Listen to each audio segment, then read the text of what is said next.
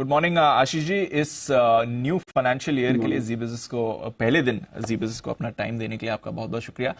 तो ऑब्वियसली सवाल बनता है सर, पहला क्या आउटलुक है? पिछला साल तो ऑलमोस्ट फ्लैट रहा, वो फ्राइडे की रिकवरी की वजह से एकदम फ्लैट क्लोजिंग मिल गई निफ्टी पर। बैंक निफ्टी ने थोड़ा ऑफकोर्स आउटफॉर्म किया था, बट मार्केट्स के लिहाज से FY24 का आउटलुक कैसा बनता है सर?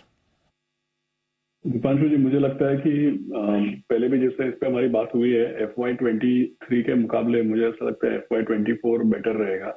और खास करके अगर हम कैलेंडर ईयर की बात करें तो 2023 का जो सेकेंड हाफ है वो शायद पिछले थोड़े महीनों से या फर्स्ट हाफ से बेटर रहने की पूरी एक्सपेक्टेशंस है। रहेगा, कितना बेटर रह सकता है, कुछ क्वांटिफाई करा है सर? तो एक्चुअली ऑब्वियसली एक फाइनेंशियल ईयर या सेकेंड हाफ या इस तरीके से क्वार्टरली बेसिस पे या एनुअल बेसिस पे फोरकास्ट करना मुश्किल है, नो डाउट अबाउट इट।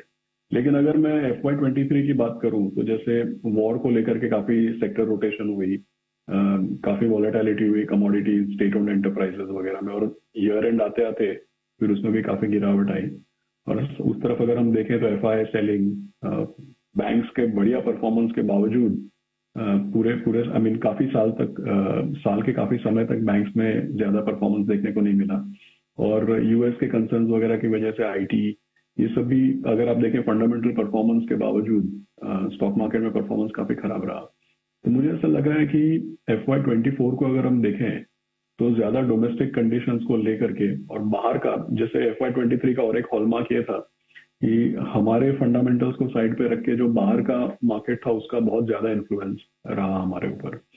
तो मुझे ऐसा लगता है कि FY24 में बाहर के माहौल का इन्फ्लुएंस होपफुली थोड़ा कम होगा और लोकल कंडीशंस या डोमेस्टिक अरीना पे ज्यादा फोकस रहेगा। जैसे मैंने बताया क्वांटिफाई करना मुश्किल है, लेकिन अगर आप मुझे बताएं, अगर मेरी ओपिनियन से जाएं तो दो चीजें मैं कहूंगा कि सेकेंड हाफ कैलेंडर ईयर 23 का सेकेंड हाफ फर्स्ट हाफ से बहुत ही बेटर रहेगा।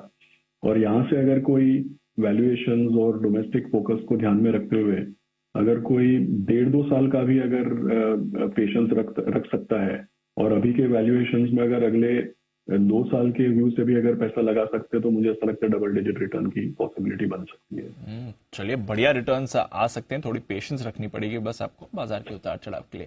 सर, इतने सारे सरप्राइजेस आए लास्ट फाइनेंशियल ईयर में। वॉर की तो आप बात कर ही रहे थे, इन्फ्लेशन हुआ, पूरा रेट हाइक साइकिल हो गया। लास्ट 3 महीने में अदानी ग्रुप देख लीजिए, SVB देख लीजिए, अब कल ओपेक ने भी एक सरप्राइज कट कर दिया।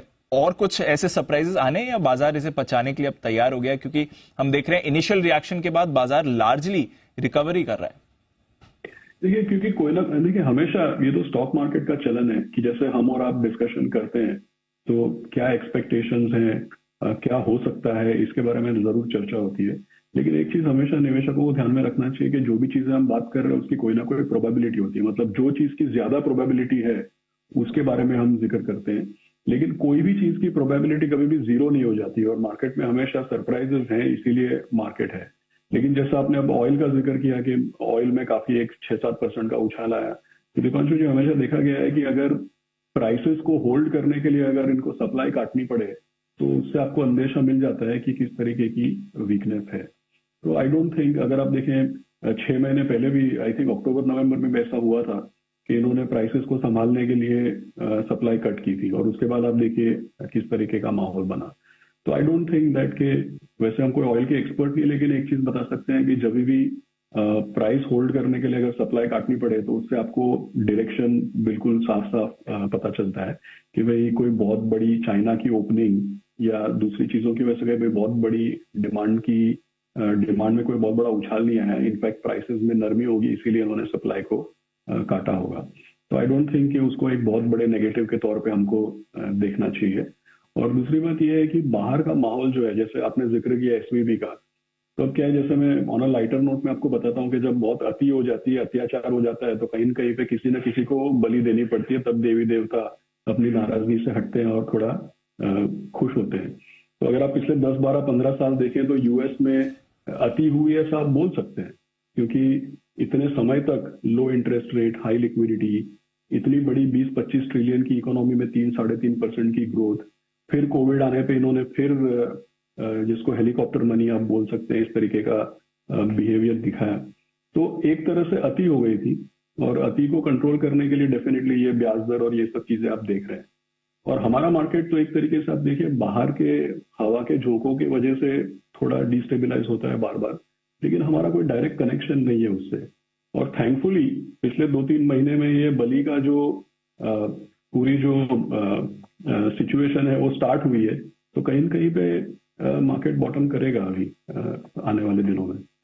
चलिए, तो ये भी अच्छी प्रेडिक्शन है, मार्केट बॉटम भी करेगा और अच्छा आउटलुक भी बन रहा है। इनफैक्ट क्योंकि आपने हमारे बाजार की बात की, मेरा अगला सवाल भी वही था। जो हमारे निवेशकों का भरोसा है, जो हमारे फ्लोज ज्यादातर इंटैक्ट रहे, थोड़ा 1-2 महीने में उतार चढ़ाव देखते हैं, वो बने रहेंगे सर? और साथ ही सेक्टोरल चर्निंग आपको कहाँ दिख रही है? कुछ चेंजेस जो आप भी करने की सोच रहे हो? तो दीपांशु जी, एक्चुअली हमारे निवेशकों का डेफिनेटली अगर आप देखें तो क्या होता है कि पिछले समझिए 18 महीने से 20 महीने निकल गए, 17-18 हजार के इर्द गिर्द में निफ्टी कंटिन्यूसली घूमता हुआ नजर आ रहा है। सेक्टर रोटेशन भी हुआ, लेकिन बात यह है कि काफी सारे लोगों के पोर्टफोलियोज में वो स्टॉक्स नहीं है जो वॉर के बाद बहुत चलने लगे थे। तो देखने वाली बात यह है कि पिछले 15, 18, 20 महीनों में कोई बहुत ज्यादा रिटर्न निवेशकों का बना नहीं है। जो लोग जैसे हमारे म्यूचुअल फंड्स के निवेशक हैं, जो एसआईपीज करते हैं, म्यूचुअल फंड्स में इन्वेस्ट करते हैं, कोई पोर्टफोलियोज में भी इन्वेस्ट करते हैं, तो जब रिटर्न नहीं बनता है और दाम एक ही लेवल पे नजर आता है तो लोग इम्पेशेंट हो जाते हैं, कभी कभी फ्रस्ट्रेट भी हो जाते हैं। लेकिन ध्यान में रखने वाली बात यह है कि अगर आप पी मल्टीपल्स पे देखें निफ्टी को, तो मेरे ख्याल में वैल्यूएशन, भले निफ्टी का प्राइस लेवल चेंज नहीं हुआ, लेकिन वैल्यूएशन में एक 20% की करेक्शन आई है। निफ्टी को नहीं देखें, अगर हमारे जैसे पोर्टफोलियोज आप देखें जहां पे हम लोग ईपीएस वगैरह को नहीं, लेकिन फ्री कैश फ्लो, और वो भी free cash flow after cost of capital, जिसको asset light free cash flow बोलते हैं, तो उसमें 35-40% का कैश फ्लोज में इजाफा हुआ है, लेकिन मार्केट या एनएवीज का लेवल चेंज नहीं हुआ है।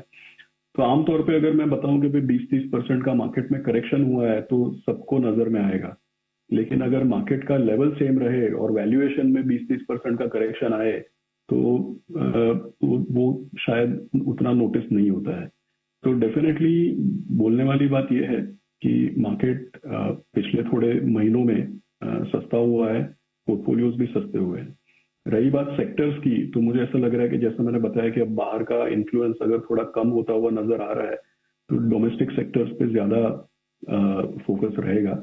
और आई थिंक जो पिछले साल सेक्टर रोटेशन हुआ था उसके विपरीत मुझे ऐसा लगता है कि अब आपको बैंक्स में बेटर परफॉर्मेंस देखने को मिलेगा, domestic capex, industrials, consumer discretionary, ये सारी चीजों में फिर से आपको रोटेशन देखने को मिल सकता है।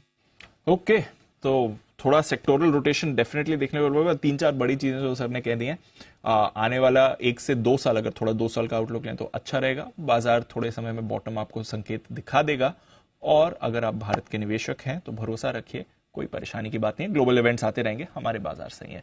बहुत बहुत शुक्रिया आशीष जी, आज अपना वक्त देने के लिए और अपना एक आउटलुक और क्लैरिटी देने के लिए कि FY24 नए वित्त वर्ष